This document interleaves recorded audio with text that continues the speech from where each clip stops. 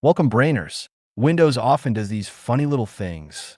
Sometimes, even after you delete a picture from a folder, the folder icon still shows the old image. It can be really annoying, especially when you wanted to completely get rid of that image from that folder. In this video, I'm going to show you simple solutions to fix this real quick. All right, let's get started. First, open the folder where the image was. At times, Windows just needs a simple refresh. So go ahead and press F5 on your keyboard, or you can also right-click and select Refresh.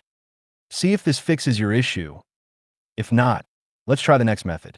Now, we'll clear the Windows thumbnail cache. It's often the reason behind this problem. Please search and open Disk Cleanup. Choose your system drive, normally C drive. From this list, select only thumbnails. You can uncheck everything else. Click OK and then delete files. Windows will now rebuild fresh thumbnails. See if this fixes your issue. If not, please proceed to the next method. Next, we'll reset the folder icon manually. Right-click the folder and select Properties. Go to the Customize tab. Click on Choose File right over here.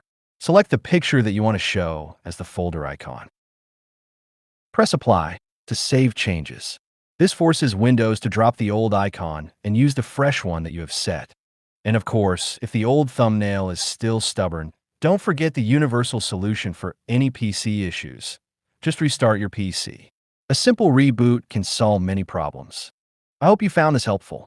Please give this video a thumbs up and hit that subscribe button for more useful tips and tricks. Thanks for watching.